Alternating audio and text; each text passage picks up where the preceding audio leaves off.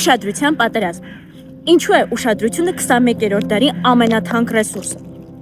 Դու կարծում ես պարզապես թերթում ես սոցիալական մեդիան։ Իրականում ճիշտ հակառակն է։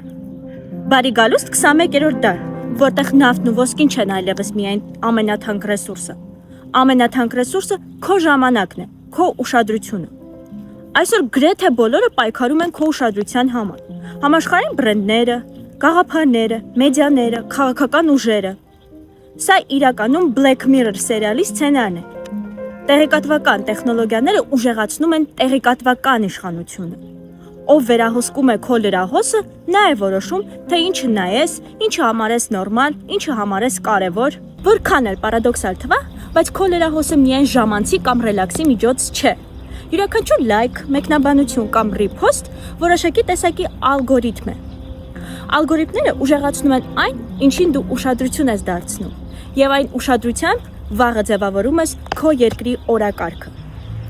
Տեղեկատվական աղմուկի մեջ զգոն լինելը նորաձևություն չէ, այն մարտավարություն է։ Եվ այստեղ հարցը այն չէ, թե դու ում ես ընտրում, ում լսես, ինչին հավատաս։ Հարցը այստեղ այն չէ, թե ով է խոսում։ Հարցը այն է, թե դու ում ես լսում։ Գիտակցված ուշադրությունը ազատության ձև է։ Իսկ գիտես, թե որքան ժամանակ ես անցկացնում դու նվիրելով այդ ալգորիթմներին։ Նայիր screen time-դ եւ գրիր մեկնաբանություններում, թե օրական որքան ժամանակ ես ծախսում սոցիալական մեդիայում։ Իսկ քո ուշադրությունը պահելու համար հետևեր իմ էջին, որովհետև այստեղ ես կիսվում եմ հետաքրքիր նյութերով։